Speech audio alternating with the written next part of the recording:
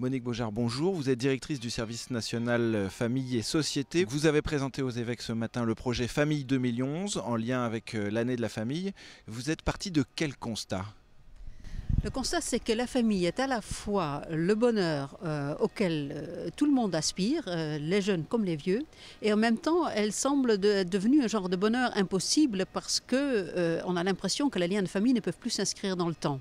Alors, comment aider les gens à la fois à, je dirais, pouvoir réaliser ces rêves d'une vie de famille heureuse? Est-ce qu'il y a des conditions aujourd'hui qui sont plus difficiles qu'avant? C'est ce qu'on veut un peu explorer dans le cadre de ce projet. On se rend compte que les familles ont un rôle très important aussi dans la construction de la personne et elles ont aussi un apport immense dans la société. Elles sont le premier lieu de solidarité, c'est là où un certain nombre de compétences s'acquièrent pour les personnes et qui peuvent après en faire des personnes qui peuvent se tenir dans la société. Donc, quand la famille marche mal, la société marche mal. Vous pouvez nous présenter quelques propositions concrètes de ce projet ? Alors, proposition concrète, dans un certain sens, c'est trop tôt, parce que nous lançons ce projet qui va durer pendant une année, qui va passer par plusieurs colloques, par plusieurs initiatives, et on va surtout, dans un premier temps, essayer de récolter le maximum de questions.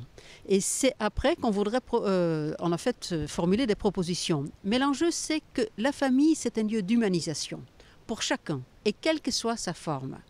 Au-delà, en tant que chrétien, nous pensons qu'en suivant le Christ, l'amour peut s'inscrire dans la durée. C'est ça finalement les deux grands objectifs.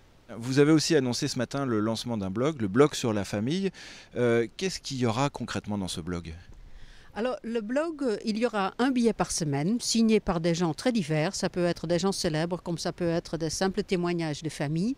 L'idée, c'est par ce blog de donner un peu un écho des problèmes, des questions qui se posent et que les gens puissent réagir largement. Parce qu'encore une fois, la société change, elle change vite. Les questions qui se posent aujourd'hui ne sont plus celles qui se posaient hier. J'ai moi-même 4 enfants, je vois bien que les questions qui se posent pour la jeune génération ne sont pas les questions de ma génération. Et si l'Église veut avoir une parole qui puisse rejoindre les gens aujourd'hui dans leurs préoccupations, elle doit d'abord écouter les préoccupations de la société. Dans le blog, on voit famille, vous écrivez famille avec un S. Ça veut dire que vous souhaitez vous adresser à toutes les familles ? Ah oui, très clairement.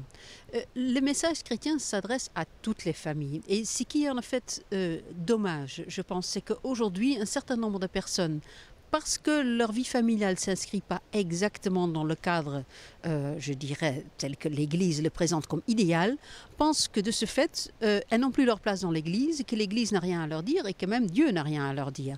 Et c'est ça où vraiment on voudrait bien faire comprendre que le Christ s'adresse à tous et que ce n'est pas parce que la vie de famille a été chaotique ou parce qu'il y a eu des difficultés qu'on ne peut pas vivre de très belles choses en famille, que les valeurs chrétiennes ne peuvent pas être vécues en famille et que quoi qu'il en soit, la famille est tellement importante que ça vaut la peine d'investir du temps et de l'énergie dans sa famille.